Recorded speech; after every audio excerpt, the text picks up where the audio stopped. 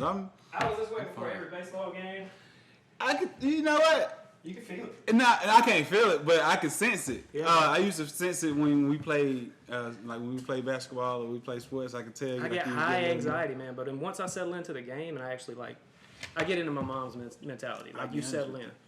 I didn't understand the term anxiety until real late in my schooling. I never understood what it was that I was dealing with until I had turned 24, 25. Okay. So I was having panic attacks at 14, like couldn't breathe and had no idea what was going on. Wow. So how are you coping with it now? Do you have not well? Okay. Not well. Like it's a daily struggle for me, to be honest with you. Okay. So it's something that starts out. I feel like I wake up 90 mile an hour downhill, and if I'm not constantly doing something or striving for something, I feel like I get stagnant and I start getting. I don't know if depressed is the word, but there's this weird angst that I get if I'm not trying to do. There's that, what is it? And it's probably instilled not directly from your parents, but the need to accomplish more, like the necessary success to be validated, or, you know what I'm saying? You feel me? Welcome to social therapy, everybody. This is I was just about to pop off. I was going to let you know. This is a little podcast I've been doing for a little while now, and I just find people like you from Elberton County. We have a history of playing ball together when we were younger. Roderick is one of the finer human beings that I know. I followed you just from outside of high school. I watched you go through the HBCU, and I've completely fascinated and loved watching videos of you like stepping, I assume? Is that what it's called? I'm gonna call it strolling. Strolling. Yeah, beautiful. I say strolling because I'm not a good step at it. Hey, bro, you would have fooled me. You was up in there cutting the rug a couple times. But yeah, man, I haven't got to ask you. Well, basically, this is us catching up. Yeah, but absolutely. the whole point of the podcast is just that Elberton has a lot of potential. People like you have come from places like this and become successful human beings in some facet. Absolutely. And I consider you one of the greatest of us. I appreciate it. I'm being honest, man. I appreciate you coming to hang out with me. It's a big deal for people to come from Elberton and see that there's light. Like there's a way out other than I got to be a pro athlete, or I got to be a drug dealer, or there's other ways to survive this situation. Absolutely. And since then, bro, it's just been running with it. So, what you been up to since high school? First of all, I want to say thank you for giving me the opportunity. For like, honestly, like, this is big, man. This is big. It's huge. Like, on multiple occasions, I've said this. It's a labor of love. Like, I don't make a dime doing it, but I enjoy Like, I would have these conversations were this camera not here. Yeah. Like, I genuinely interacting with people that I grew up with that have gotten places now. Yeah. And I like celebrating that with them. That's good. Like, That's I'm stuff, a positive person. Yeah. Like, I want to see people do well. Yeah. I'm not the, if they doing better than me, they ain't, Yeah, it's because it's not a competition. It's a sick mentality, bro. Life, man. Life is unknowing. Yes. Like, you don't know all the components and what facets may be thrown your way, and you just got to kind of figure it out. Yep. And it's a day-by-day thing. It's interesting that you say that because a couple of weeks ago I heard a statement. Somebody said, what was the quote? It was YOLO. Say you only live once, but it's honestly you only die once, but you live every day. Every day. Like, I like that. Every day you get a chance to wake up, you live every day, and so now I'm just trying to live every day, man. Like, that's a good strive, bro. Yeah, absolutely. How's the little one doing? So I have Carrington and Kennedy. Kennedy is 11 months. Her birthday is actually August 3rd. It's coming up real soon, so she'll be 1. Man. And then my oldest, Carrington, she just turned 2 in May. And so she's thriving, man. She's trying to put sentences together now. And it's making me nervous when I talk to her because I'm like, oh, man, she might be picking up on, like, a lot of things. Yeah. Everything. And I notice she watches either her mom or me or her grandma and her grandpa. Like, she picks up on everything. Like, my nickname for her is Booty. Like, come here, Booty, Booty, Booty, Booty. And then she's like, hey, Booty.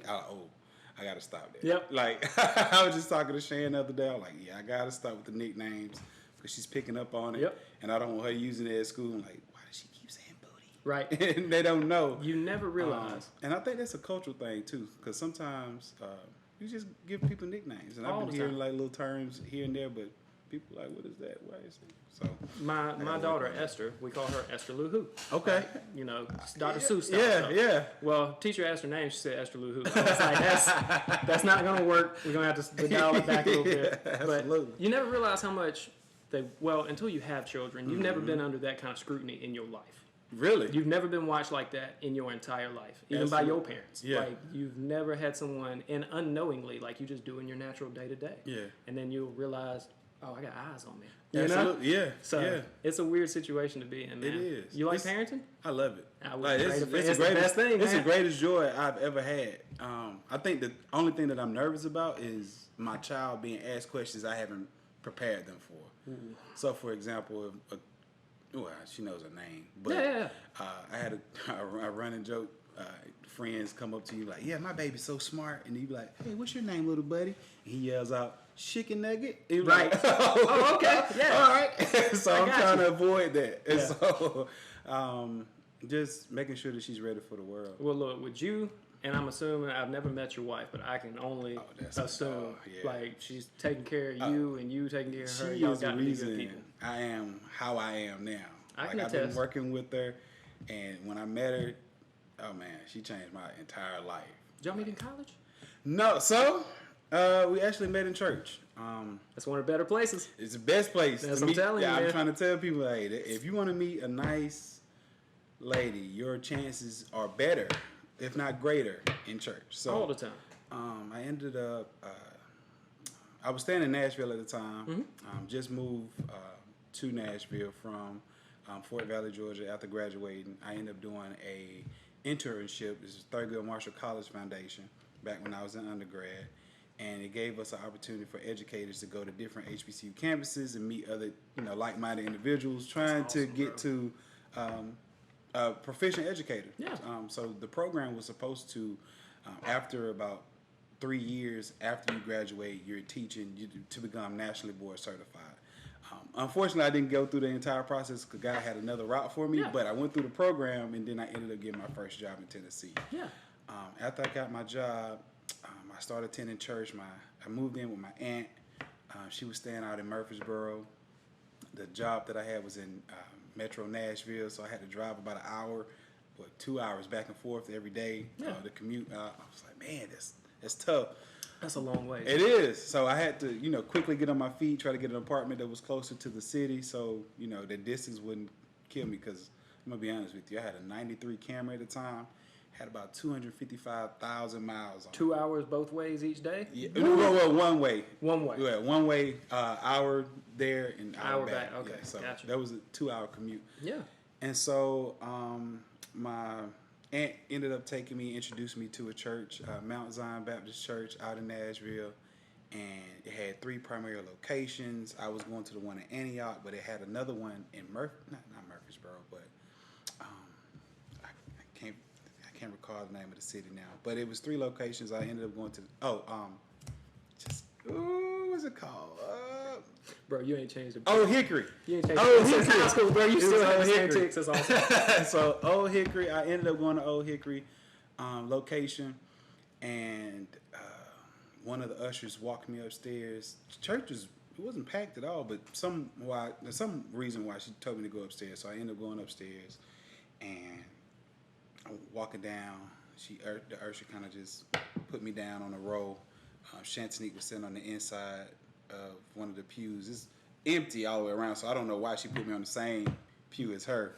But she set me on the end. My wife was sitting, Shanny at the time. The Lord put you on that bench. He really did, so I didn't say anything. But she was sitting on the inside, and I was on the end, and like a family of like 14 came down, and they said, "Hey, I need you to scoot down."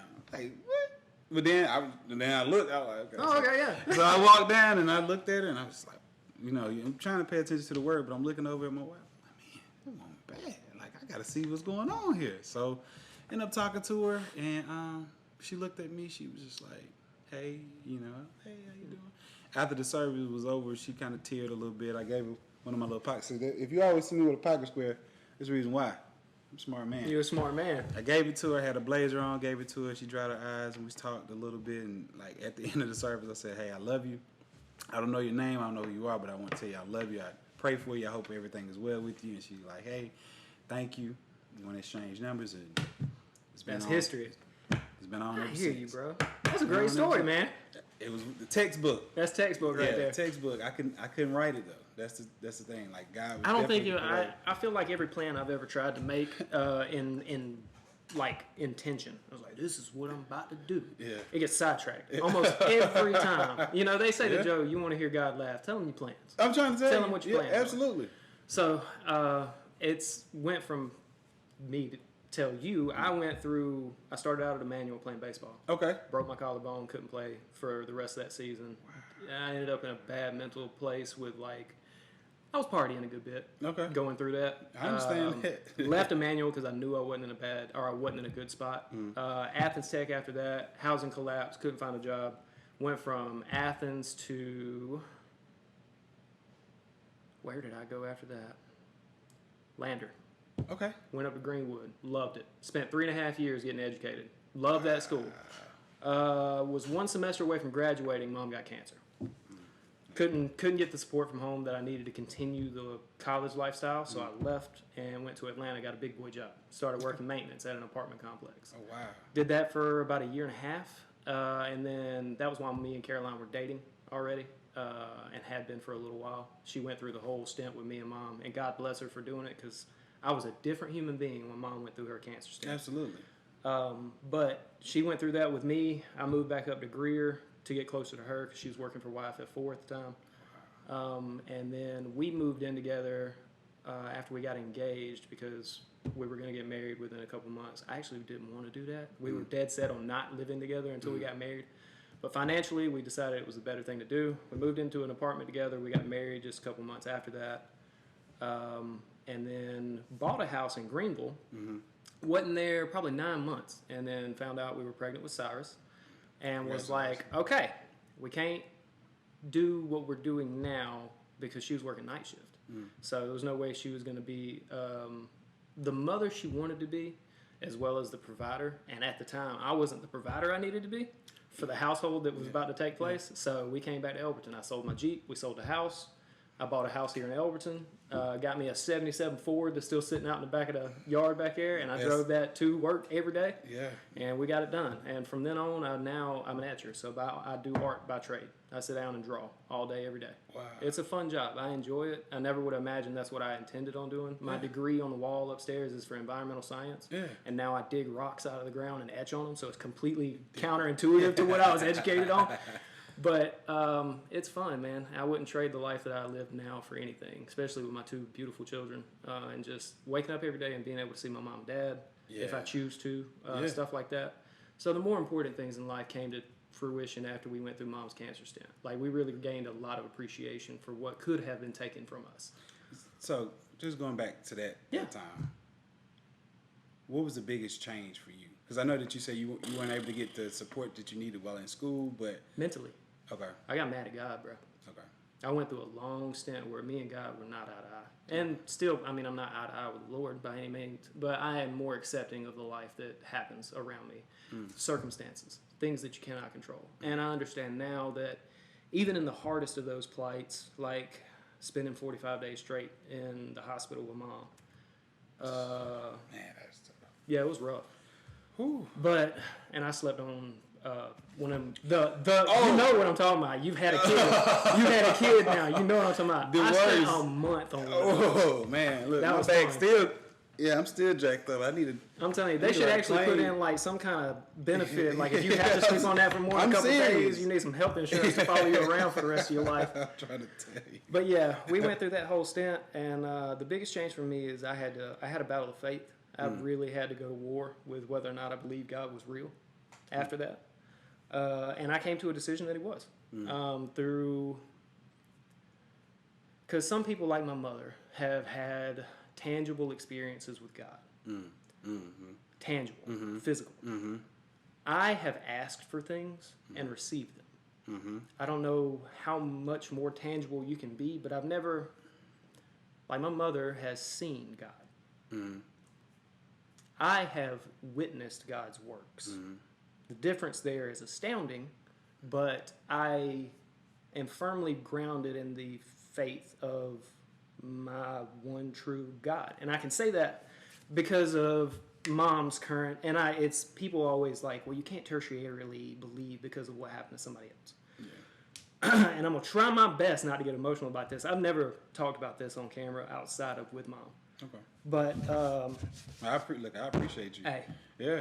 It's honest. It's I'm true. open book. Yeah. It's true. But when we were going through all that, there was a time where I was like, there's no way. Like, my mom's too good a person for these things to happen to her. And all the things that she had already been through. Rheumatoid arthritis, being beat as a child, blah, blah, blah, blah, blah, blah. And her still be a good human and then have to deal with that. Drug me through the mud. And I was like, you can't be real, bro.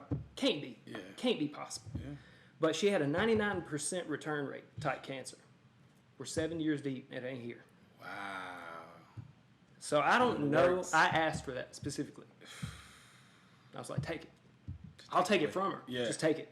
So whatever comes later in life, if it is a yin and yang thing, Yeah. I'm good with it. Yeah. You know? Yeah.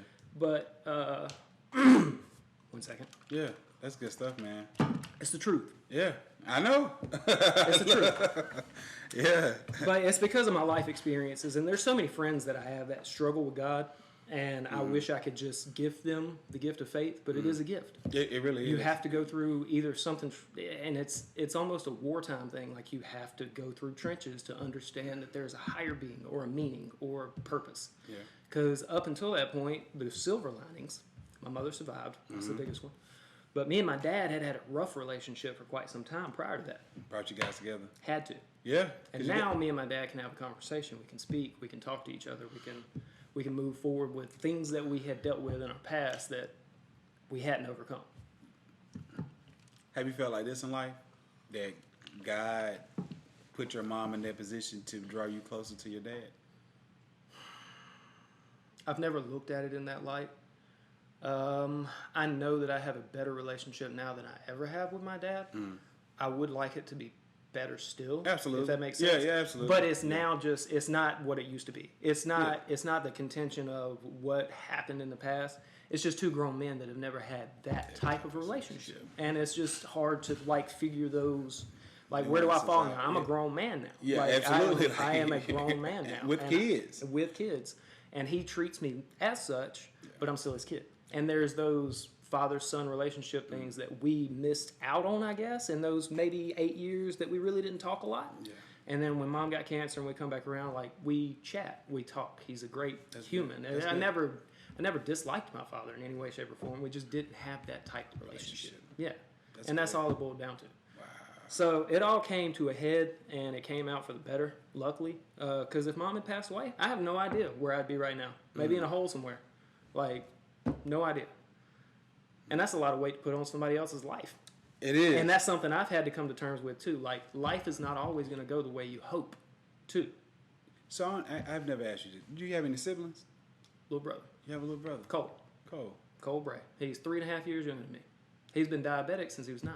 See, I'd never met Cole. Yep. He is literally just like me. People think that we are twins. When we run into each other. And I asked that because I was trying to think, if you were the only son or only child, did your mom feel like I have to be there for him?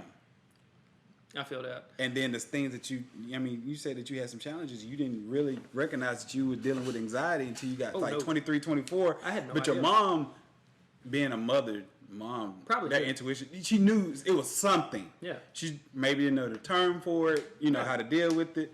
Because I often ask myself that, when I was growing up, I didn't feel like at times I was prepared as I needed to be. And my mom, just to share a little bit about my mom and dad story. So my mom, she dropped out of school maybe 6th grade. Dad, about 11th grade. So neither one had a high school diploma, but they really drove in on education. I got to a point where I knew I couldn't ask my mom or dad for help in school because I brought her. I remember this vividly. I brought home a social studies packet, and I was sitting there with my dad. I was like, hey, can you help me try to figure this out? And we got to read through some content. History, it could be anything. Right. 1968 what happened in the and I looked, and he was like, I don't know.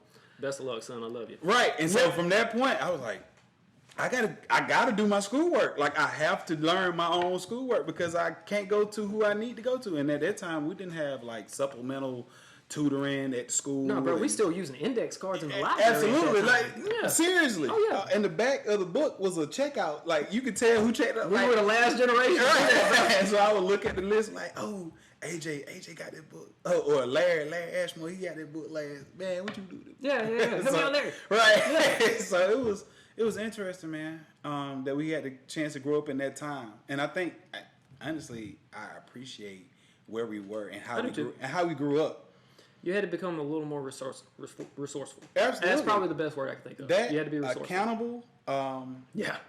You had to become more than what you were at the time. You even in high school, though, because I was telling my wife this before she headed out today. She was like, I feel like I remember Rob, but I can't remember. I was like, well, he always carried himself like a grown man in high school. You think so? I swore. Every time I seen you, bro, you always seemed like you had it, like you were educated. You always took care of what you had to take care of. You had that, what seemed to be, from a younger man's standpoint of watching you, like you had an intent. Like what you just said. You knew you had to do it. It was on you. And you carried yourself that way. So it came off as like that mannerism. You seemed like you had it together. Because I know playing sports, we crossed paths a lot. Did we meet in middle school, any? We played basketball together, and okay. We had to play against each other. We played against each other like maybe 8th and 7th grade. Yeah, but I was always the little timid white kid, like one of three on the team. Look, wasn't out there, bro. I was on the team because my best friend and dad was a coach. Hey, man. I was terrible. Look, bro, I could defend. I'll lock you down, bro. But you hand me that ball, I can go down court with it. But once we got there, I'm giving it to somebody else. That was just what was going to happen. Don't let me shoot it. Alex, I was terrible. But I had a heart for sports. Like, I remember that. Football, I was all about football. But basketball, I just played to stay in shape. Yep. I like the camaraderie, the team sport, the being with the fellas. That was something that I embraced. But the reason why I tried to figure out when did we meet, because I know we met in high school. Yeah. Like my 9th grade year. Well, my 10th grade year, because you was in 8th grade at the time. Did you play baseball 10th grade? I didn't. 11th. Or was it just your senior year? It was just my senior year. But we knew each other. Yeah. Right? And so the version of me who you saw was probably after my dad passed. I was going to ask, what age was that? So my dad passed when I was in the 9th grade.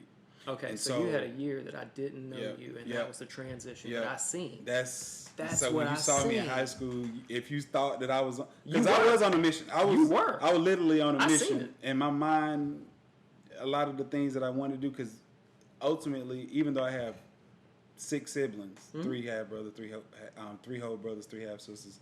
We'll get to that story later. That's awesome. But being in the household on my own, because I'm the youngest of those individuals, so I'm at home and they're away. So I'm the man of the house. Yep. In my mind, I gotta approach it that way. Even though I don't know how to be a man, you carried yourself. I've only watched my dad be a man, but he's not here to fill in the blanks. To a 9th grade Chaz, from 8th grade to 10th grade, when I seen you again, it was like you had become a grown man. Like, from my perspective, you carried yourself entirely differently. Yeah. And those kind of life experiences have those effects. Like, you have to it's, I don't know if it's a chrysalis. I don't know what you would call it. Like, you have to bloom. You have to become something else, because otherwise you're a tank. Yeah. You will. Yeah. And I've seen it go both ways. I almost went the other way. Yeah. Like, when Mom went through her cancer stint, there was a couple months where I don't even know how people dealt with it. Because I was just angry. Yeah, absolutely. I was angry, bro. You take it on your man. Oh, I had a chip on my shoulder. Yeah. I was listening to you. I was not afraid of anybody either. And I was freaking 90 pounds, soaking wet. But you know what? You had heart, man. I wasn't afraid, man. You was that guy. My mom gave me that, bro. I would be honest with you. I would be honest, like, because you pitched a little. Mm-hmm. You were bad. Dude, I'm going to be honest, like, I wish I'd have had more confidence in myself. That was my biggest crux. I never had confidence. But I'm going to be honest with you. I think that's what everybody. You don't feel like you could live up to that potential, or what is expected, or whatever it was at the time in my head that I thought, honestly. I just thought I was too small. I couldn't throw it hard enough. I wasn't big enough. That's where mentors come in at. And I think if the relationship between you and your dad was better than it was at the time, it probably would have been If I could go back, I'd have walked on at UGA. Oh, I think so. 100%. I'm gonna be honest with you. 100%. I've seen from how you were in high school and the high schools that I see play now. I'm like, we had a team, bro. Dad Maxwell was pretty good, bro. Like I remember the pictures and the staff and the David the Teasley team. set records in D1. Bro. That was bad. He still has records. David? Yes, David Teasley. He went to Mercer and pitched the most innings of any D1 pitcher ever. Wow. Yes, that's David Teasley. DT. I'm telling you, he man. was bad. Yeah, man. But man, that's crazy. We had some show enough athletes, dude. I'm serious. But yeah, man, that's something that was exciting. I have a very vivid memory of you from your senior year. Okay. Trying to remember what team we lost to because it was after a loss, and it was Coach Evans, and we came home on that bus, and it was like 10 o'clock at night, and I want to say we either lost to Stevens or Franklin, and it was not a good game. We had a good many errors, and he was pissed off. And when we got back, we started running that track. Do you remember how many? We had to run like 3 miles because we had like 5 or 8 errors, and we had to run. Be honest with you. I thought we were the track team. We were, dude. At the time. We were. Because I was running. I don't know if you knew, but my senior year, I played 4 sports. Dude, you was doing track at the same time? Yeah, I was doing track at the same time. So I was like, man, we do more running You was than a baseball. freak, bro. I wasn't. I was just involved. Well, I was terrible at everything. I was just on the team. I remember being 10:30 at night, running around that track, dying. Yeah. And then you and LA come by, head high, and I remember y'all talking and going, he ain't gonna beat me down, bro. I ain't giving up, bro. He ain't gonna make me tired. I ain't tired. And you just kept running. I was like, you gotta keep up, dude. You can't let them beat you like that. You gotta keep going. And y'all finished like a whole 2 laps of everybody. Like y'all had it, but y'all had that mentality. It was like, you ain't gonna beat me down like that. Like I'm going to beat this and tomorrow's practice and the next game. Like y'all inspired me, and it was just you and LA cutting up, running around that track, and y'all passed me talking that smack. It was like, you ain't gonna get me down. I ain't even tired. It's 10:30 at night, and it's like 2 miles in, and I'm like dying. Well, look, I ain't played, so Bro, that's why I had all y'all that. had it, bro. I was trying to make it on the field. You motivated me. Anything I needed to do to get on the field, I was willing to do because I wanted to play. That's awesome, man. I did. Well, you had every bit of the charisma it took to be a phenomenal person and athlete. That's a guarantee. Like you pushed me. Oh man, I'm gonna be honest with you. I think more so that you helped push me in a lot of different areas. Because honestly, I played sports with a lot of younger players, but at the time, especially doing baseball, I was like, this was your sport. That was all I knew, man. You were good. From 5 years old on, that's all I knew. Turning double plays and trip. I'm like, whoa, what is this? Like, baseball at that time had transitioned so far from what I used to know it as. Mm-hmm. I mean, I played a little in rec. I was pretty decent. I pitched a little. I hit a little. Ran bases, whatever. But when I got out there my senior year, I opened my eyes like, man, I missed out on some really good years of baseball. And I probably could have been a pretty good baseball player if I had stuck with it. And I'll give it to my mom and dad on that facet. Like, they noticed that me and Cole had talent in some facet at a young age. So all of my life, like, Dad would get off of a 10-hour working a granite shed shift, and they go out there with a bucket of balls, and I'd be pitching to them in the yard. But from 5 years old, and there's a point of contention there, too, because I felt like I had a job at the time. Because there was heightened expectations because I was good and my mom was who she was that I had to be. Mm-hmm. And somewhere around like 13 years old, it started feeling like so much of a job that it became hard. And then I took a year off, and that was when me and my dad's kind of started our issues. Mm-hmm. And then when I started like in my college years, later high school, college years, I was smoking a lot of weed, stuff like that. My dad found out. He got real hot on me. Well, he found out, worst of all, that my little brother had done with me. Oh. And that's what really sent it into orbit. And he wasn't even in... He was so I was 18, he would have been 15. Oh, so that sent him into orbit. And understandably so now. I'm an adult now with kids of my own, so I get it. Yeah. But it was from there on that our relationship really started deteriorating, and it wasn't until Mom's cancer came around that we really squared that away. Yeah. But it's just the way life is. Absolutely. But I was that type of baseball player because I was expected to be, if I'm honest. Yeah. It was expected. That's a lot of pressure, man. It was expected. I had no other options. And I felt that from like 7 years old on. And so, okay. Now it's kind of interesting because I've always asked that question coming from a different perspective, just to having a different set of eyes on the situation. Mm-hmm. So for me, playing sports, it wasn't the expectation that I would go off and be good. However, I had a conversation with my dad one time. I remember this one game I was playing. I scored like 4 touchdowns. I'm like, oh. Money. Dad. Yeah, I was like, I'm in the car. I'm talking to my dad. I'm like, man, I was showing out. Dad, you see, I had 4 touchdowns. He was like, man, he was like, basically, shut up. You should have had 6. Ooh. Yeah, and humbled me. Uh-huh. Like, humbled me. Yep. Like, from then on, Yep. I don't even look at it as this is what I've done. Yep. It's What did I know? what could I... Right. So now I'm always like every situation that I approach, because I kind of tote my dad with me. Like he's still here with me. Yeah. Like I don't think that he's transitioned. I mean, yeah, he transitioned Yeah. physically, No, I follow. but the spirit is still around. Yeah. And so it's not like I'm trying to make him proud, but it's just like I'm gonna make you proud. Yeah. And even though I can't hear him say it, Yeah. I'm gonna keep working till I do it. Yeah. You know what I'm saying? And it sounds crazy because No, I'll not never at all. stop doing what I'm doing. Not at all. Because of that fact. And so, like, if it's something that I need to improve on, I don't harp on, like, the negatives. I'm like, okay, yeah, we did some positives here, but what can I do to adjust to make it a little bit better? How do we hone special? Absolutely. So, if I start something new, I go into it trying to be the best because whoever's involved in that situation, they deserve that. Yeah. Right? So, Right. like, my wife, I married her. She deserves the best of me. 100%, bro. Like, I'm going to give her everything I have. Even though I don't know everything there is to be a husband, Yep. like, it's some things. I mean, it's not a manual. I guess the Bible is somewhat of a manual. Hey, but we got some good guidelines. we got some, yeah. Humans are really complex things. Humans are really complex things, man. Yeah, tell my 2 daughters that. Well, you got 2 of them. I got one little daughter, and she is a bull in a china shop, bro. You're a dog dad. I am a dog dad. That's why I said kids. True. That's another one. That's true. That's another After one. having 2 young humans, man, I ain't lie to you, it was easy. I was like, take him outside, feed him a little bit. He's good. You're a dog dad, man. He's a good dog. He though, man. is. I He mean, is. yeah. He's hyper when new people come around, but he settles out. Look, I appreciate him. I appreciate you. I appreciate you being chill with him, man. He's a good one. Yeah. Where did you end up going to school? I know you went So- to HBCU. Like so, a HBCU. So back I then. ended up going to Fort Valley State University.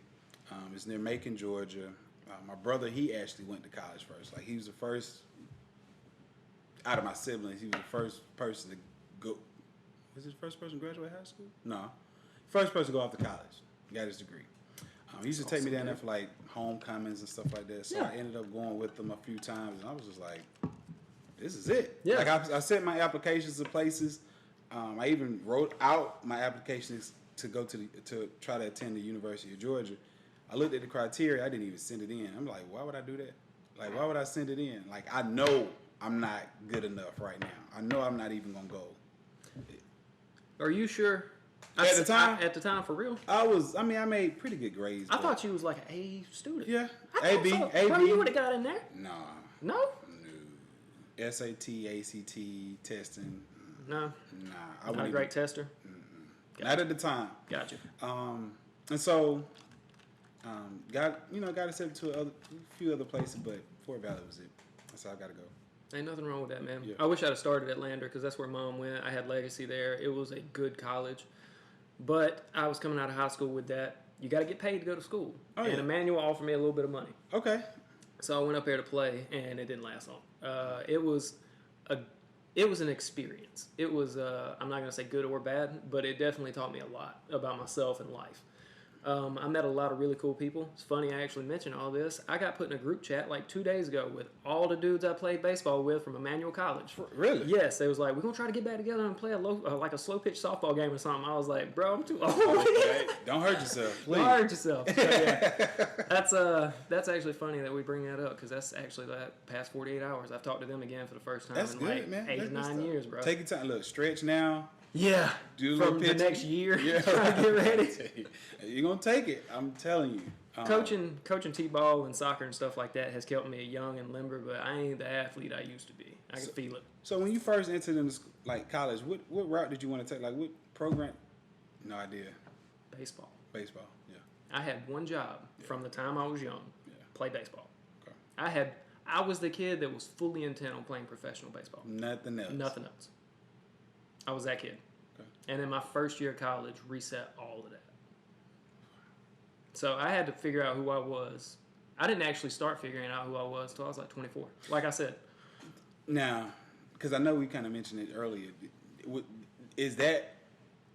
Do you believe that scenario potentially led to some type of depression as well? Oh, yeah, Because for you sure. don't know who you. For sure. Well, I don't think anybody truly knows who they are until they become. I've met some people, man. I've talked to a couple folks that's just like, it's either seems to be for those who didn't struggle as hard. Let me put it that way. Yeah. And I'm not going to say they didn't have struggles, but the folks that I've talked to that were like, I always knew I was going to be an astronaut.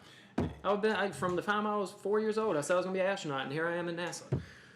You either have that inclination at a young age and you have people behind you that prove Support to it. you that you can, or you have people that tell you that you can't and you get the mentality that you won't fail, one or the other. And the other scenario is people just get led into positions, and that's kind of what happened to me. Like, I didn't have any idea what I was going to be doing in life, and then at 24, it just kind of started falling into place. I started talking to people I hadn't talked to in years. People offered me a job that I never expected I would ever take. He was like, you come etch for me. I was like, literally verbatim, I said, you can't afford me. And it was a joke because I wasn't making trash money anyway at the start. But I was like, if you can get me X amount of dollars, I will move my family to Elberton, Georgia, because we are going to have a kid, and I'd have to have this to buy the house that I'm trying to get. They ended up coming up with it. Wow. And got me down here. So I took a job, started drawing, and from that day forward, all this is because I sit around and draw. That's a good deal, man. And it wasn't bad. But up till mom getting cancer, and then of course there was a whole mom getting cancer stint where I really had a battle, like, mentally to figure out what was going on in life. But that was a transition in, like, I had to become a man, if that makes sense. Absolutely. I was hoping to become wife. I'd been dating, I was dating Caroline for quite some time at that point, like 4 or 5 years.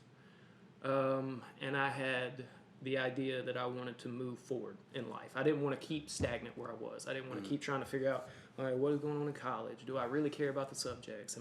Because that was my big deal, is I kept picking the job that would pay the most. And then about halfway through the education, I'd be like, I don't even enjoy this. Like, I hate this. So I went like 4 or 5 different routes in college. You transition. Oh, yeah. She watched me through the entirety. She was super supportive of everything that you... For the most part. Yeah. For the most part. There were some instances where I was getting ahead of myself, where I wanted to, like, stretch too far. And in a relationship, I believe it always takes a dreamer and then somebody that's well-grounded. And you have to meet yourselves in the middle. Yep. I am the dreamer. I'm the one that's always like the big plans, multi-million-dollar complexes in Elbert County for sports facilities that we don't have the money for, or the actual, like, people that would invest to get it done. Yeah. I have those ideas. She's like, all right, it's a great idea. But you have to start with, like, in the summers, meeting with kids and doing, training sessions. And then after a couple of years of that... Hey, I'm going to be honest with you. She's smart. She is, but... Your idea? That's a great idea. I've got a place. I got an idea, man. That's a great idea. I want Elberton to be a better place. Elberton is a great place. It could be a better place. It is. It could be a better place. And I think, I'm going to ask you this. Do you believe you transitioning to living out of Elberton, it gave you the vision that it could potentially be something more than what it is?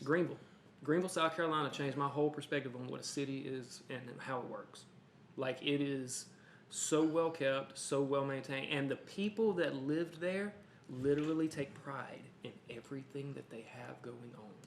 When I walked down the streets of Greenville and I seen the city replacing a single cracked brick in their walkway, a single one, we're talking 3 miles worth of Main Street, and these guys was up there replacing one brick. I was like, okay, this city's got it going on. Absolutely. Like, they ain't playing.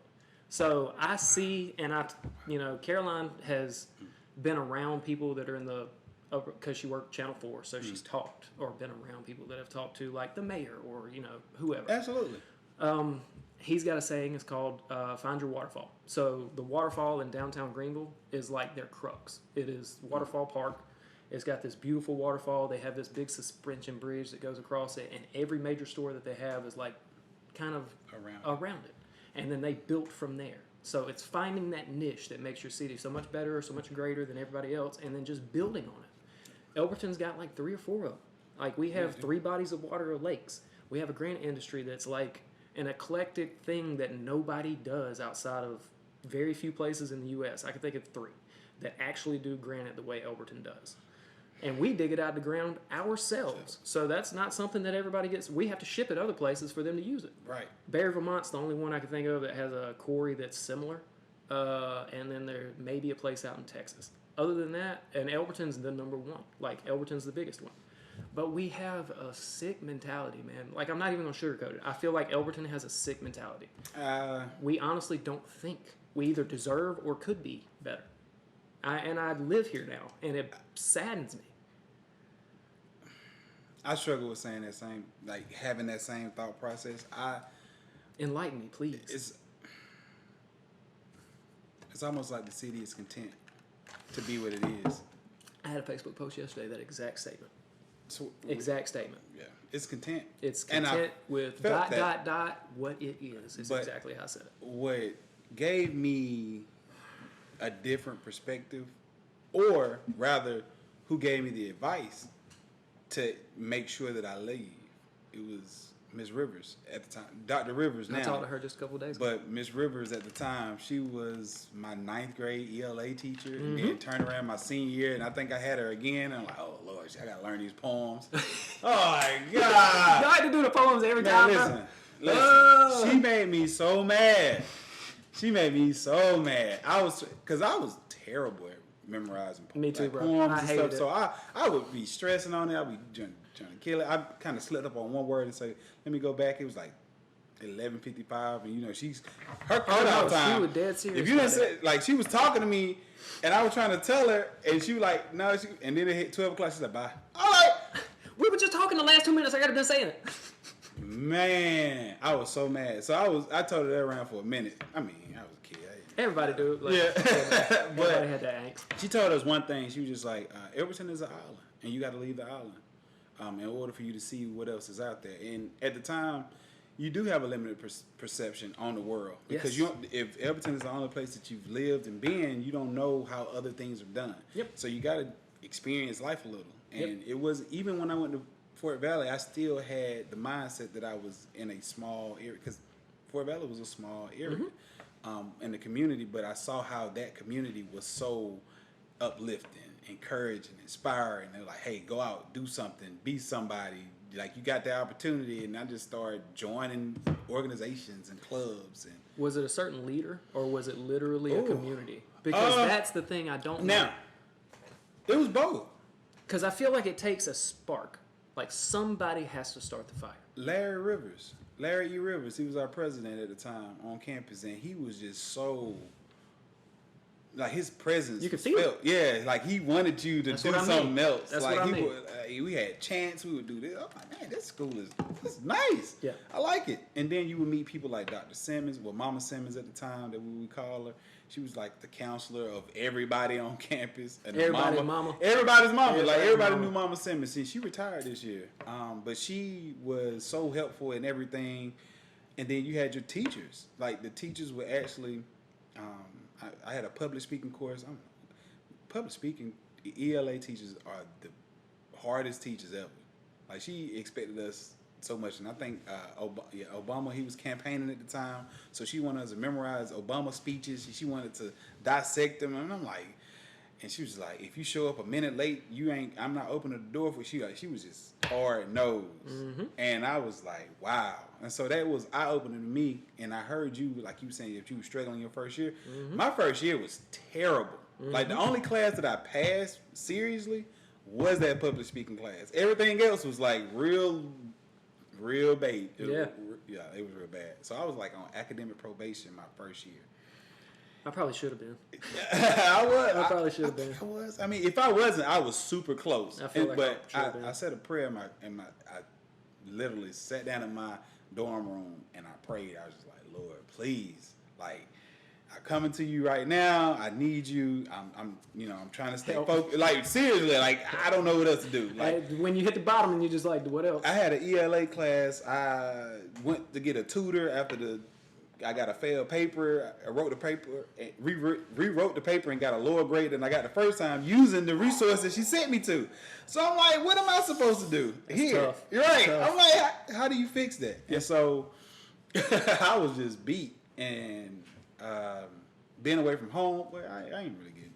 I went homesick. I was that kid too. I ain't gonna lie to you. When I left home, like You was I look back and regret not calling mom and dad more often. But there'd be months I'd go, they would not hear from me. Yeah. Like I was just out there doing stuff. Yeah. And I was all right. I wasn't getting into any trouble. It was just I don't know. I still had that get out of Elberton, like escape mentality. Yeah. And I just, as little connection as I could have with the town, the better off I felt, if that made any sense. Okay, I'm gonna ask you this. So, when you came back for the first time, and I'm not saying after you moved, like for example, you went off to college and then you came back home for like a football game, a basketball game after being out of high school. How did you feel? Was there any difference? Well, 'cause your girlfriend was. She was gone. Okay, She was gone. Okay. She was at UGA when we first upset. started. Yeah. Yeah. She Okay. started So she graduated. college before me, and she was at Athens when I moved there after Emmanuel. Okay. Emmanuel being so close, I didn't get that. I didn't get out. Okay. I didn't get far enough away. I was only 15 minutes. So it wasn't, I didn't get that I'm back in Elberton sensation until I moved to, and even didn't at Athens, because Athens is mini Elberton. I was in Athens, and I ain't gonna lie to you, I seen everybody from high school. I was roommates with Rachel Gross and Morgan Lynch. Oh yeah. So I was in the midst of like all the people I went to school with. Yeah. So it wasn't until I went up to Lander that I got that first time, okay, this is a new campus, don't nobody know me, for the first little bit until somebody was like, hey, wait, is your mom in the Hall of Fame? And I was like, dang, yeah, she is. You play sports? I used to. Yeah. Those kind of things. But everybody took care of me at Lander. Because of mom's legacy, they had a real eye out for me. I had real good teachers that had known mom that helped me like transition. And it sounds like I had a professor named Dr. Lee that would have been my, what was the one for your EL? Her name was, Your hard teacher that was like. Her name was Miss Harris. Miss Harris. Okay. Mine was Dr. Lee. Okay. Dr. Lee was my genetics professor, and I was going for environmental science, so I had, science major. We went through genetics, and this man taught us the entire process of how DNA is created. Wow. The entirety of it. That was our first section, first 8 weeks of our learning. And he gave us a test. And before he gave us a test, he said, okay, guys, I know I didn't really tell you this in the beginning of class, but we have 4 tests all year. Wow. You get to drop one of them. That's it. Here's the test. It was 4 questions. And it was questions like, how is DNA made? And you had to regurgitate every step that you could possibly remember and use the correct terminology. And if you didn't, he ate you alive. Wow. We had an average test grade of 27.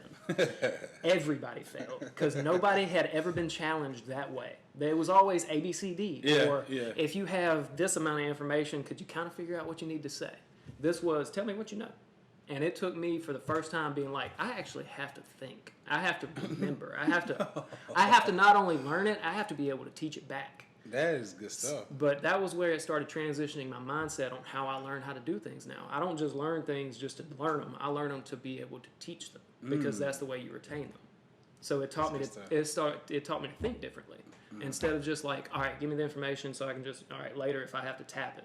Nah, give me the information so if I have to teach a generation behind me what to do, I know how. Because if you don't know how to teach it, you don't know it. That's the way it worked. That's good stuff. Dr. Lee changed that for me. So, and he was hard nosed, man, and he was fiery, like a little 5'6". It's that bowl cut glasses, and he was just like, complex. bro, he was cool. He did, bro. He had his chest poked out, and he was giving us the business every day. And everybody found me funny because this was my 3rd college, so everybody's a couple years younger than me that I'm going to school with. And he'd get done writing like literally. If you had a whiteboard and it looked like you were trying to do the Oppenheimer equation on it or something, and he was just, the whole thing would be drawn up, and he'd be done erase some things and wrote some new things that was trying to attach to new topics. 45 minutes deep. I'll never forget one day he finished and he's like, all right, guys, y'all got that? Everybody's silent. And I was like, man, what? And as soon as I said that, everybody busted out laughing. I was like, dude, I'm serious. I don't know what you're saying. You lost me after you said like DNA replication, RNA, and then this enzyme came in, and after that, I'm done. Lost me. Yeah. So he had to go back, and everybody was like, no, we don't get it either. So it was like that moment of like. And he knew that. He knew that. Yeah. So that's why he stopped. He just needed someone to pipe up and be like, y'all going to admit not knowing it, or are you going to just go through it and fail this next test? Yeah. So that was after the first test failure, and I was like, I need to know what this is. I don't get it. It looked like you learned it. I did. That's I did. That's I good figured stuff. it out. And I had some really good people in Lander. Another one was Dr. Pilgrim. He really let me reconcile like faith and science, which was a hard one for me. Now, interesting that you say that. I had a philosophy teacher who kind of taught me the same. Okay. Mm-hmm. What was your? He was Dr. Rogers. He was like, after I took that first quarter and I did public speaking, and I told you I kind of failed the other courses, did my little prayer. I ended up taking art appreciation. It rejuvenated me because in my mind I'm thinking art appreciation. I'm going to sit in this class. I'm going to draw. I'm going to learn. No, but you had to learn the history of art. And I took the class seriously. And I sat in the front row. I said I'm going to pay attention. And I learned about the history of art. And it was a beautiful. It's beautiful, man. Cause I made 106 on the test in there. And That's I said, awesome, if I can do that, and I don't even really like art, I can do anything. Yep. Ended up taking the philosophy course. Dr. Roger, he was my first African-American teacher. Yeah. Male teacher. That's wow. Yeah.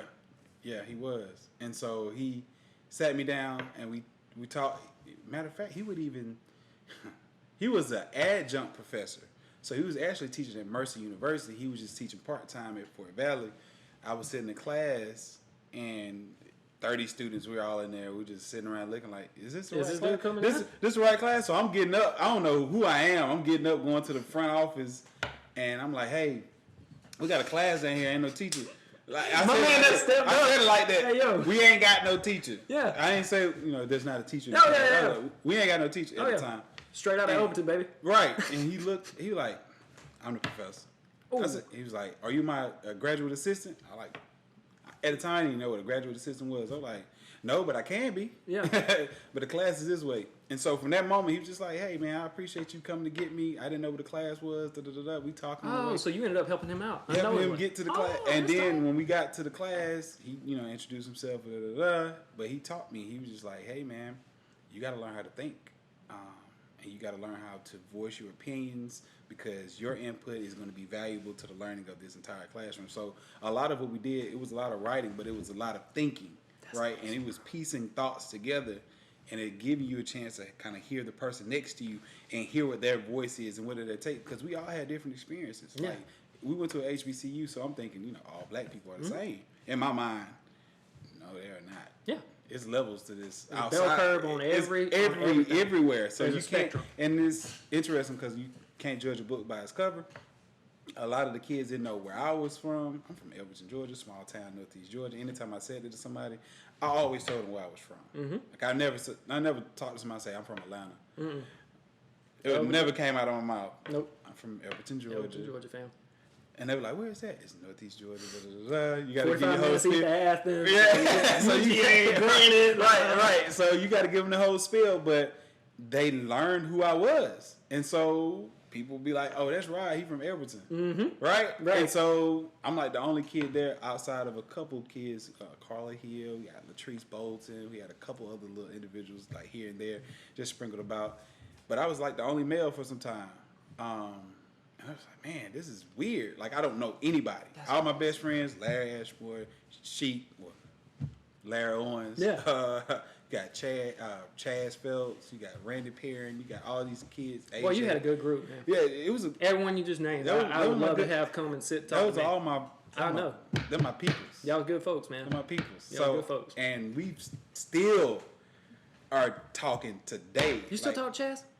Talk to him today. I didn't talk to him today, but that's awesome, bro. That's it. Yeah. Tell him I said hello. Absolutely. He was the only person that was named Chaz all the way through school. That was my homie, man. He was a couple years older than me. He was driving the Mercedes to school when we were in high school. I was like, this thing got it going on, bro. He's out in like Hawaii now. Yeah. See, that's how I keep up. So he moved. So he moved again? Yeah. So he's staying in a different area now, but he's in the States now. But, that's awesome, dude.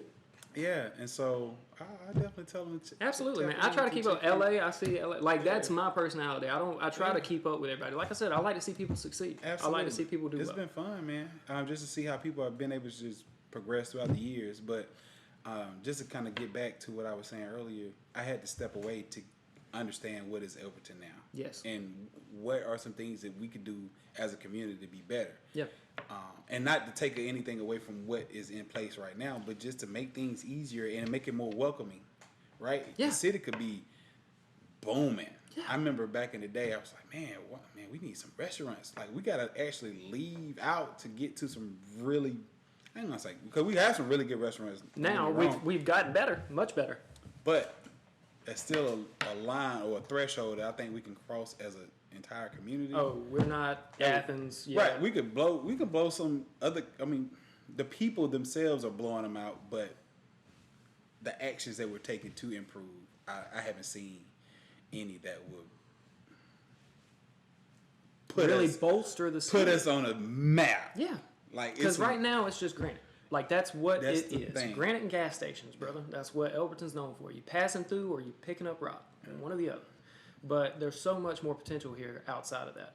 And I'll speak to, like, as what you were talking about earlier, how many athletes, how many, like, inspiringly good human beings we have come through this town. And all of our talent and all of our good people leave because there's nothing keeping them here. Yeah. Like, we don't have things that draw. It's granite industry or death. Like, I work in the granite industry, you know? Yeah. It's just part of the lifestyle. And I feel like there's a lot of potential to do more. And we'll probably touch on that in a second. But you said something that shook me, bro. I had never thought about it in my entire life until you said it. What? Your first black professor. Yeah. Yep. I had never in my life, and I got to thinking, have I ever had... I'm saying male. Male. Yeah, because I had Miss Rivers, and she, beat me down with them problems and all that, too. I remember that. I seen her in Walmart the other day and said hey to her. She's still doing well. Did she make you spit at Victor's? Nah, she didn't. Thank God, bro. I don't look at him like, I'm sorry. You're going to have to call me. You still remember, bro. Oh. You actually locked it in. That's awesome, dude. I didn't have... That's we'll awesome. talk about that on a later channel. But I got to thinking, I was like, when did I have my first male black professor? And it was in college. Oh, that was the first time that I had my first black male professor was in college. He was a history professor. Okay. And he was actually from Africa, and I wish I could remember exactly where. Because I don't think it was South Africa, but it was, I want to say, middle north. Not like Sahara, but like Chad, maybe, something like that. He had a heavy accent. He was the coolest cat. Okay. But he actually taught, I want to say, American history. Which I was fascinated by because he was my professor, and he did a great job. He liked me because I was always trying to make sure. This was after, actually, this was right before Mom got diagnosed. So I was still in a good mindset. I was still a good kid. I was still, like, doing the grades thing and all that stuff. I hadn't hit a wall in life yet of that nature outside of my little brother having diabetes. And that was just a transition of me trying to, like, take care of him and grow up in my own little home. Absolutely. But that was still just... I was still a kid myself going through all that. Yeah. But yeah, that was the first black professor, and I had never even contemplated that thought. That's crazy to me, bro. Yeah, and it didn't dawn on me till a few years ago, and I was like, man, he really was my first black. And it made a huge difference on me. Yeah. Because he challenged me to think. And to be honest with you, he probably was the smartest male I had met at the time. Like, as far as academia is concerned, he taught me how to think of my own. Yep. And I had to make decisions. And at that time, I wasn't even in education. I was went to college thinking business management. Then I thought physical therapy. I like sports. I want to help athletes stay. You've been good at that. I could have seen you've been doing good. So I was working in that area for a minute, and then I took biology and was like, scratch that. I'm out. I think it was like human anatomy at the collegiate level. So God, I hated human anatomy. And so I ended up talking to my older brother Jack. He was like, man, you need to think about education. I was like, I'm not even thinking about education because at the time I had trouble with public speaking. Like, even though I took the course, it shook me. Like, getting in front of people, having to speak, and she was tough. So she taught me how to grow in that area, like that confidence boost.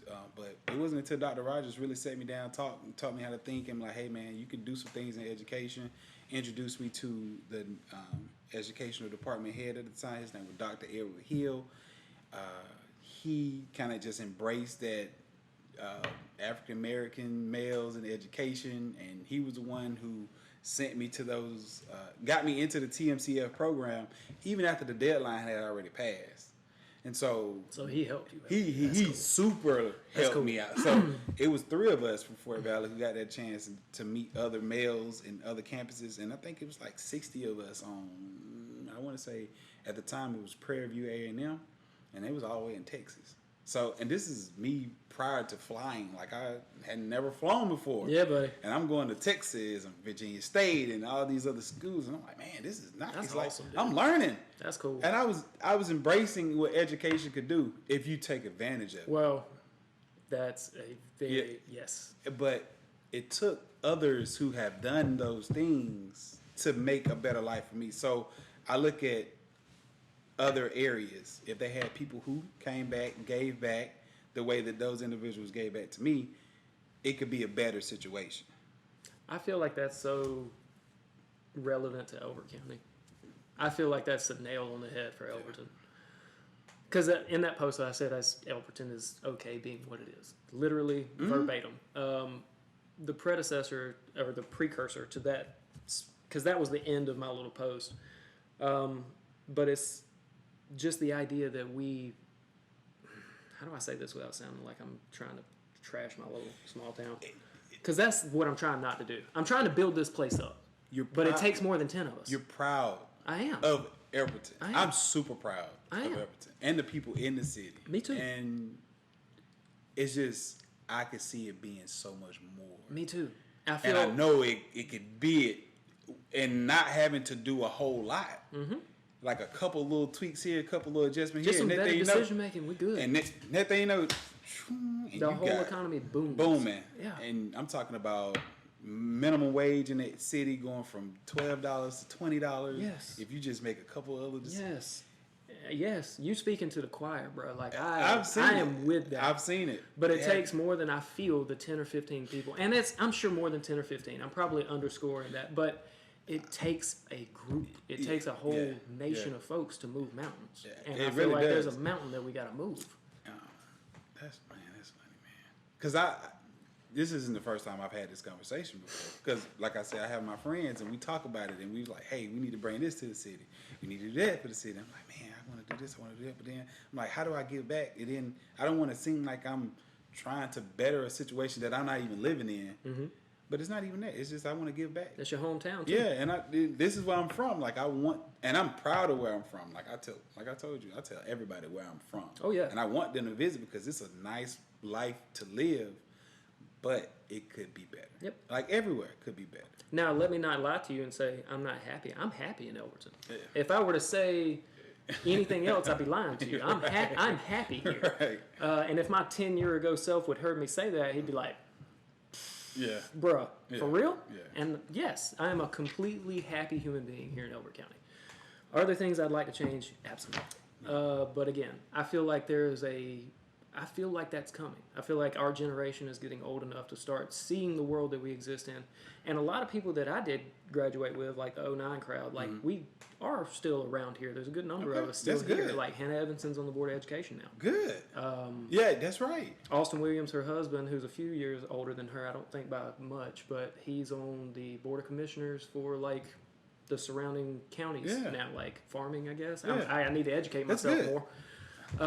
But it seems like we are making a change. Like there's younger guys and girls investing in the town in ways. And that's what it takes too. It does. We have on a larger scale, like on a governmental scale for just Elberton, have to open our doors a little bit more. Like I feel like we need to be more inviting, or at least more. We need to pursue. Like not just inviting, not sit here and wait for somebody to be like, oh wait, there's a gold mine in Elberton waiting to be had. It really is. Call somebody and be like, hey, I got a gold mine, come get some. We need people. If all it takes, there's a couple manufacturing plants that could be offered for positions here. We have the land for it. I've talked about BMW before up in Greenville. They need a tech plant open in the next. They actually just settled like 45 miles north of us in South Carolina to put all electric factory. They're building BMWs that are all electric. You have a company like BMW, Amazon, just something, Google, any of those companies, you're bringing 40, 50,000 types of jobs, 10,000 jobs. 10,000. And there's no reason not to. We're in the middle of Athens, Atlanta, Greenville, Savannah. Bringing that job, you got to build apartments, you're going to have to build communities, you're going to have to build I already know where they need to go. I've been thinking about this stuff for years. I've been thinking. Like I've seen it happen, like in my mind. But then again, I always ask myself too, though, because of what Elberton is. do you sometimes change is not? Well, I can't say change is not the best. I feel like I know what you're getting at. I'm trying to say, like, is this what the city wants to become? Because like, is it the older generation? No, they want it to stay the same. Yeah, because if you, I know that. Because honestly, if you do open that door, you open the door for a whole lot of other things. Because now you have to, you got to grow. You got to deal with it. You got to have the resources in place. So if you do have those things, because then it get very litigious, and if you don't have the resources on that legal side. Yep. So I've been thinking about that too, and you know, what type of people would you be able, like? How could you, as a city in a rural area, attract the younger crowd? You have to make it that. Yeah. You have to make it inviting. Yep. Like, if you don't make it inviting, they're not going to come. Nope. Like, when I graduated, I didn't come back. I haven't lived. I refused. At 18, I haven't lived back in Elberton since I left. I would come, spend a summer with my mom, and work at different places. Like, I didn't just sit at home and just chill. Like, I was working. Yep. That was the only reason I came back. And to help my mom and to see her. And that was it. If your mom wasn't here, that would have been If she wasn't here, I wouldn't have been here. I feel that. If my family wasn't here. Listen, I wouldn't have to come. But, I mean, I always want to support. Like, if we had initiatives, we had things going on. But I don't want to be that guy, you know, who's just. Because this place is not a charity workplace. Like, they don't need anything. No. They don't need anything from me. No. Right? There's many things that we need to do for ourselves. Yep. We need to pick our own stuff up and start moving with it instead of waiting for somebody else to do it for us. Absolutely. That's the way I feel about it. But again, it comes down to and it's always the weakest link. Like you are only as strong as the weakest link in your chain. And I feel like we have a mentality at a base level that this is it. This is what it's going to be. Granite sheds are where it's at. You're going to work that job, and either you can become a good athlete and get out of here, or be smart enough to go get college. And when you get out, pray to God you never come back. Yeah. That's the mentality. Yeah. That's the mentality I had. Till I came back and realized that there was more. And even then, again, I fell back into the granite industry. So when I say more, it wasn't my plan, but it's providing for my family. Yeah. If it weren't that, I don't know what it would be. Because that's the bigger, like, if I didn't do this, what would I do in Elberton? I don't know. Real estate, maybe? Yeah, that ain't working. Like, you know? Like, I don't know. So that's the thing. Like, I feel like God kind of just led me in that direction, and it's all worked out. And he does that. And when it's time, you'll know. It was so funny. A couple years ago, somebody ran for mayor, and their last name was Bray. My phone blew. Oh, absolutely. Blue. They was like, "Are you running for mayor?" I was like, "No, man, it ain't me. It's not me. But I got nothing to do with it." But honestly, it does take that type of effort, though. It does. Like, you gonna have, if you want to see the change in the world, you have to be a reflection of what that looks like. And so, who better than you? Yeah. And the reason, my driving factor is my kids.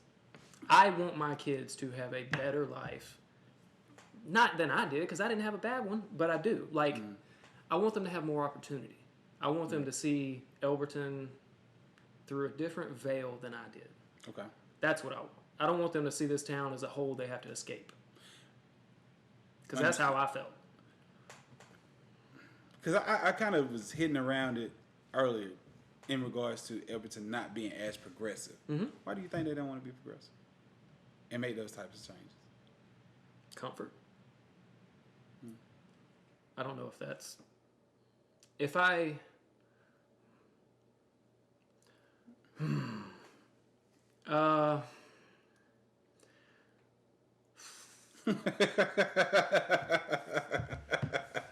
there is a stigma, I guess. I don't know, man. Frank Hoggins is the one that said it best back in the day. Pretty sure he's passed away now, but he's the guy that's granted the creator of the granite industry for Elberton County. His name is Frank Hoggins. He set the books for pricing back in the 70s. Wow. And people use those same books through the 80s and 90s up to the 2000s, and that's ridiculous that your industry is stuck on a book 40 years back. But people would up their prices and be like, oh, it's 30 over 70 book. And that is just a price gauge to say, if you look at the 70 book prices, it's 30% higher. Mm-hmm. Wild way of going about an entire industry. Mm-hmm. But he said it best that he got out of the granite industry when he quit making money. Mm-hmm. And that's all we still do. So it's not that it's not a lucrative thing, but there's more to life than this one granite industry. But we're so locked in as a town that I think they're terrified for anything else to ever enter these borders. Because if it did, it'll threaten the one thing they've had for the past 70 years that has provided for this town. I don't know if that's entirely true. I actually don't think it is, because granite it's dirty and hard work, but it's still a job. I mean, you have mines in Virginia that people sign up to go to. Yeah. I don't think we would lose the amount of work or you know what I'm saying? Yeah. So you're saying if you open up another opportunity, those who are working in the field of granite would move on to those. That's the fear. That's the fear. That people would leave the granite industry, and we wouldn't be able to have the same industry we have now that provides a lot of the economy that we have, like tax dollars. But the thing is, in addition to that, you have to have a community who's prepared to take on additional workload of another company coming in. So if you're not, and that's why education is so important. Like if you haven't trained your community to support the things that are going on, and it ain't gonna make it. It ain't gonna make it, because I could go back to when I was in high school. They were prepping you to, if you did live in Elberton, to potentially work in the granite industry. I took granite 2 courses in high school. Like I could sandblast them bad boys. I could make them smooth. I was good. Yeah. I was like, wow. I was buffering, putting on the pads. Like I know the process. Yep. And I've never worked in the granite shed, but I guarantee you I can carve out and map out and stencil my name on the fact that plate. you even know all these terms. Yeah, like that's a statement. I was working with it, and they taught fractions. You had to know the measurements to cut the. Listen, it was intense, but I liked it, and I was like, but it never dawned on me like, this is what I want to do. This is what they're prepping the city for, too. Exactly. So we will have to change where we're going. You have to look at it in long terms, because you got to get people to prepare for those types of jobs. Because short-sighted might be a really good way of putting it. Elberton might just be short-sighted, man. I don't know if we can look 20 years out. I think that's a difficult thing for this town to do. Yeah. I mean, it's hard for anybody, don't get me wrong, but for a city as a whole, like, you have to. If you're not planning that far out for a conglomerate of human beings that live in the same place for decades at a time. But they have that potential to change it. Today. If you're doing what you're doing right now, and you came from this city, we can do it. We could do it. I wholeheartedly believe that we can make changes. That's the whole reason I started this, is because I'm trying to do what I can to show that there are people that exist in Elberton or out of Elberton that are from Elberton that have become successful and understood the world outside of these 4 walls of Elbert County. And then on top of that, there is a opportunity. If I'm trying to work outside of the government. I don't want to get voted in. I don't want to have red tape put around me. Yeah. And the one thing I enjoy the most about this is the freedom. Absolutely. I can quite literally say anything I want to say. Absolutely. And the only repercussions are the ones that come from the real repercussions of the things that I say.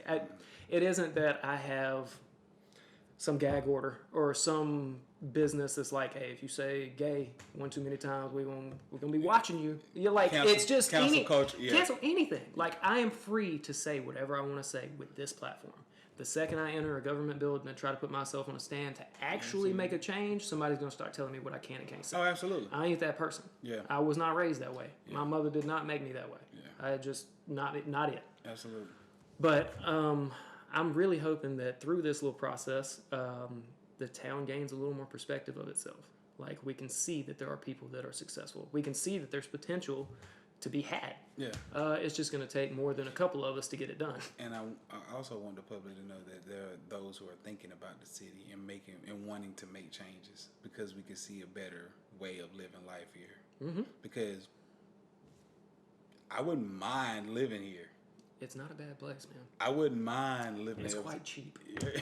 Look, I wouldn't mind living in Elberton. That was never a point in time. Like, I would never move back. No, I've thought about it a few times, and it's like, I can't, because it doesn't support where I'm trying to go right now. Like, if I'm trying to do what I'm trying to do, I can't do it here because it's going to take too long to get there. Right.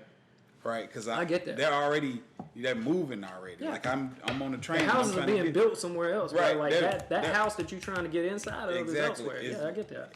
I can't get there if I'm coming back here. But I always want to contribute. So, hey, that's probably a grander plan Like if it's on your heart, absolutely. There's always a reason. Me and God, we talking about it. We're That's trying to awesome, figure it out. We're gonna figure it out. Let me ask you, what are you doing? What are you doing? So right now, serving as an elementary school principal. I thought you was principal. Okay, I thought you was the principal. Okay, I got to redact that one. I was like, he's the principal. I got a principal coming up here today. I got to get right. So assistant principal at Nickajack Elementary in Cobb County. This will be my first year there. Prior to that, I was at 4 years at a school called Griffin Middle School. Go Wildcats. They were my babies. Spent 7 years there, and then I taught 3 years in Tennessee. That's incredible, man. Yeah. So I'm excited, man. I'm writing books. Got a book coming pretty soon. I'm working on it.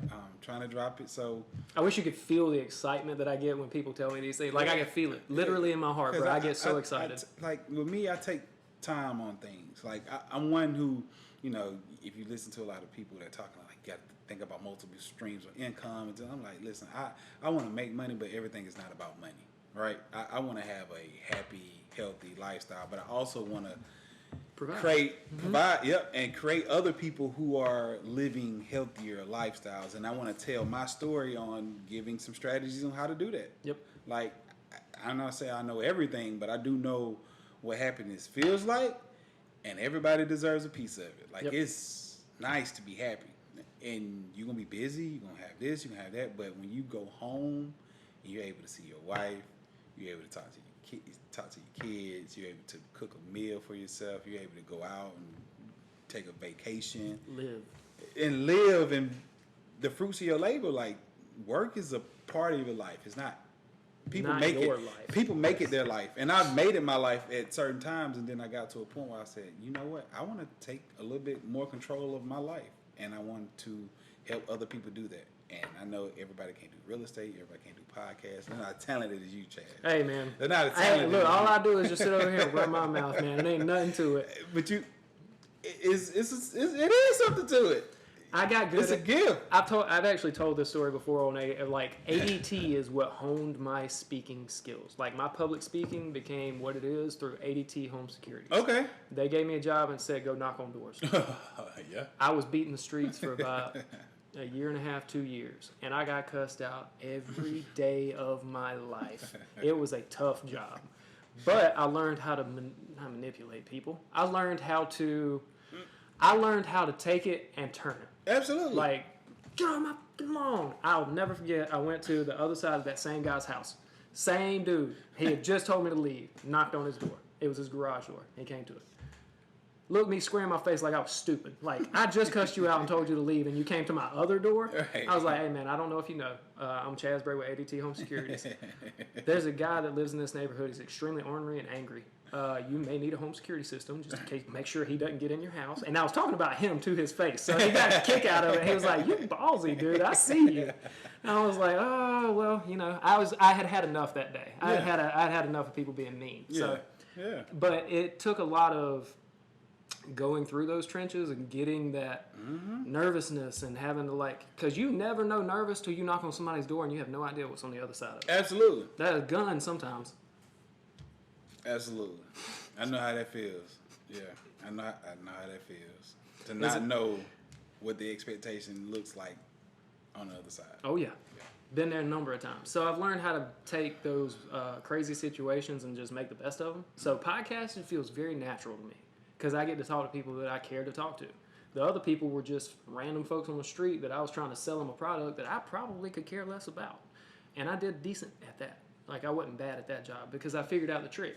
You got 30 to 60 seconds to get them to like you. You do. If you got those 30 to 60 seconds and you can get them to smile or shake your hand and be earnest with you about something, you have way better chance of communicating and getting something across. Absolutely. Whether they buy from you or not, it doesn't matter. I just ain't getting cussed out at this point was all I cared about. Yeah.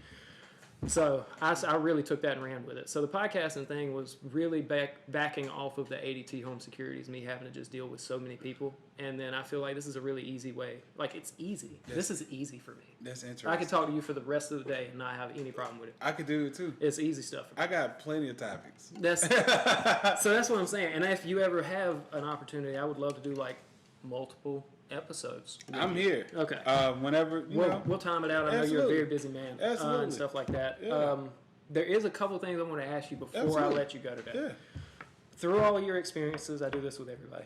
Through all your experiences of high school, college, where you are now, the job changes, the people you've met, is there something you can infer to the people of Elberton that you've learned along the way?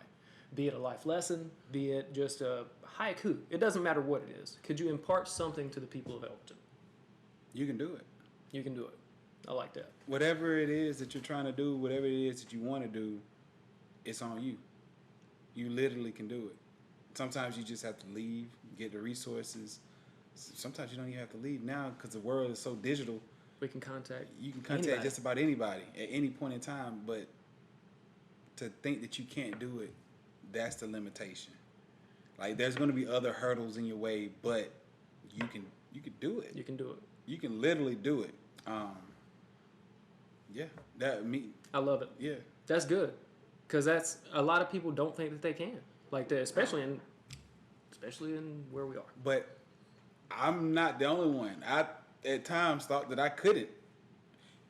When I didn't apply to UGA at the time, I knew I wasn't ready then. Mm-hmm. I ended up getting my doctorate from UGA. I need to be calling you Dr. Langston this whole time. You ain't got to call me now. I'm going to call you Dr. Langston, my friend. You earned that. You know what I'm saying? That's beautiful, man.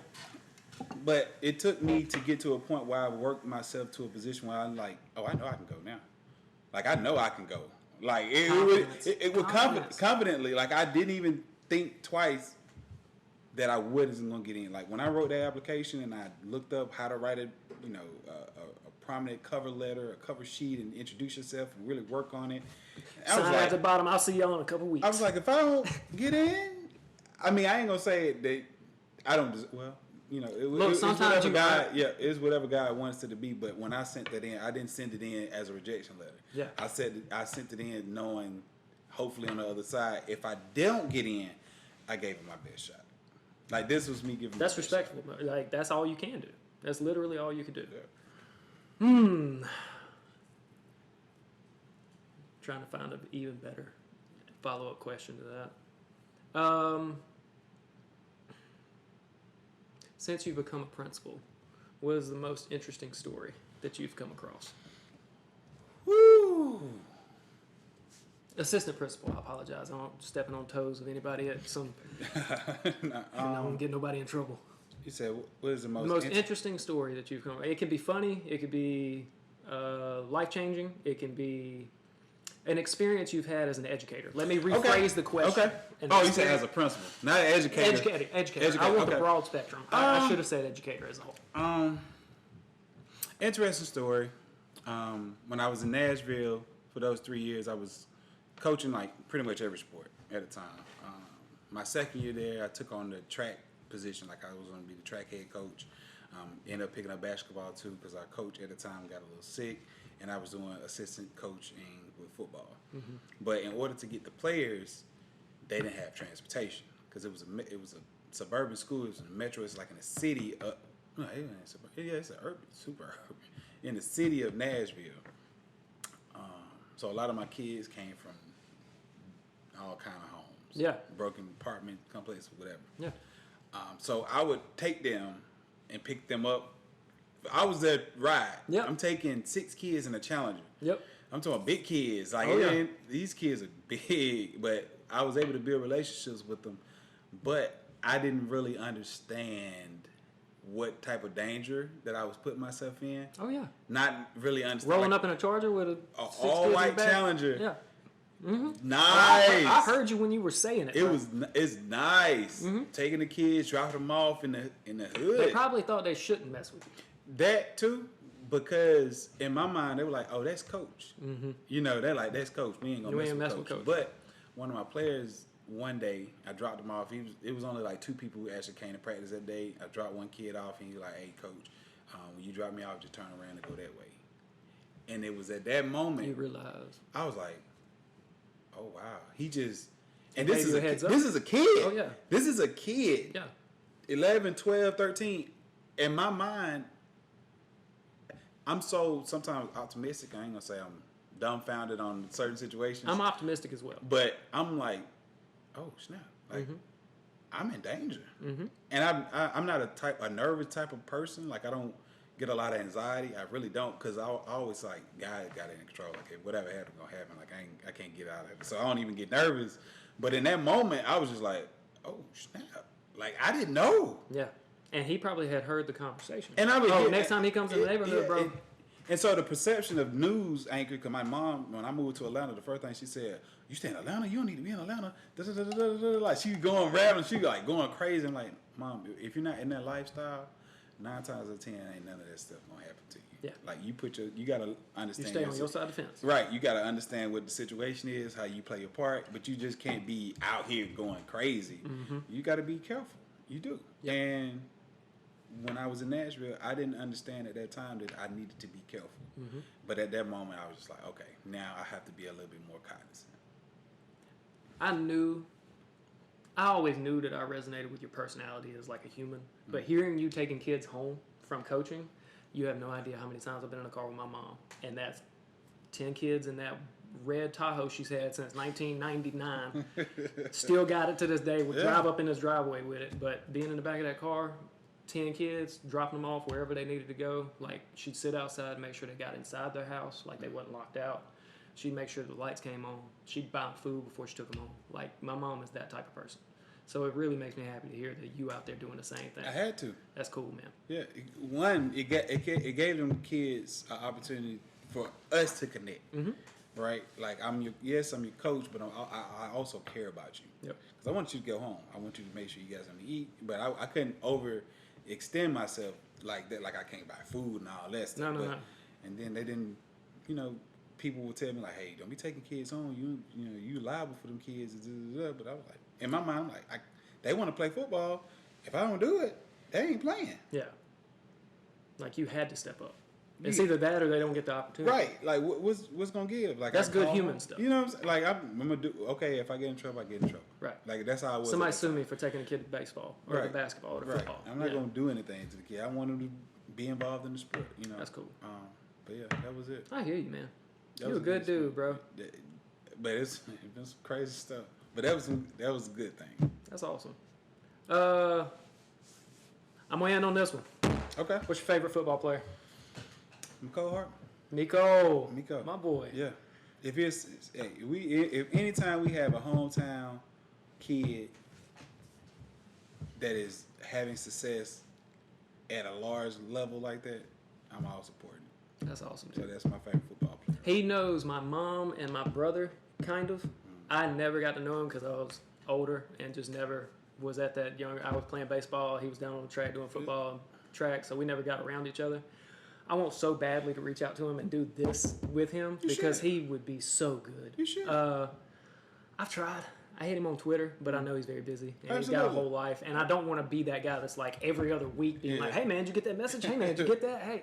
I don't bug people. I really make it a point to like, even you, like I try to not bug you, even though you committed. I was like, "Hey, I'll see you here," and then I try to leave you alone until I see you. That's important. Because I want people to feel comfortable, like they ain't being forced into a thing. Like this is supposed to be as comfortable as I could possibly make it. And I hope that I've done a decent job in doing that. Yeah. But yeah, man, if you would be willing to do something like this again, I'd love to go in depth on like what you're planning on going into in the future and where your plans are headed. I'd like to talk more with you about strategizing, honestly. Like Absolutely. You got a lot of good information, man. I'd like to pick your brain about a lot of things. Both ways. Well, I appreciate you thinking that way about me, brother. I do. You have no idea. I appreciate that, man. Because you see Elberton from an entirely different perspective than I do. And that just... I'm here. We'll pick it up on next episodes. That's it, man. It'll be some good conversations. This has been Social Therapy with Chaz Bray. This is my guest, Roderick Langston. I appreciate you guys. I hope this finds you blessed. Have a great day. Thank you. That was good. Thank you, man. Yeah. I appreciate that. That was good.